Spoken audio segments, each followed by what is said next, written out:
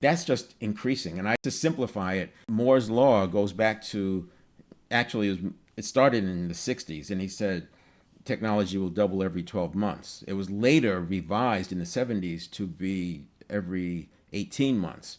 And he was basing it on chip size. I would argue that we're still seeing that compounding effect, technology accelerating and doubling perhaps every 18 months. And if you look at a compound curve, we are on that vertical part of the curve. You know, you've seen compounding, it's moving slow, slow, slow. Like a penny doubled. If you double a penny every day for 30 days, it turns into a $10 million. Anyway, it starts slow and then it just goes straight up. And if you look at Moore's law going back to 1972, I think it was, when they revised it to every 18 months, and you do that compounding curve, we are definitely in that vertical section of it. So things are going fast, and that explains the VUCA. You look at deep fakes in AI and you recognize how far that's going to be, what that's going to look like at 5 years from now. So we're having to adjust more and more and more rapidly, and that means more and more projects. In fact, projects, I don't think they need to be these big things. They need to be quick pivots. We need to be able to move quickly and be nimble and use a lot of testing and trial and error. I could go on and on, but one of the things I talk about in the professional area is we have tools now where you could literally, I could literally build a landing page and connect it to the internet and send traffic to it. I could probably complete those steps in a half hour. Of course, I already have the URL, and those things were already in place.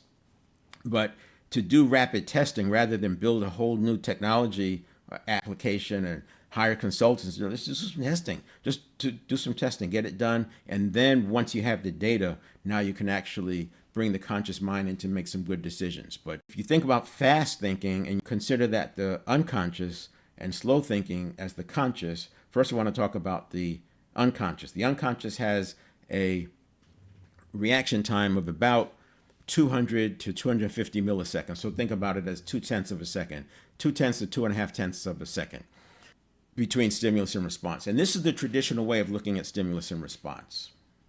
And that stimulus, think of it as the cue. Between that space has often been assumed to be out of our control, partly because it was assumed that it was all in the mind. And I'm going to show what happens when we get to the physical area, that it's not in the mind.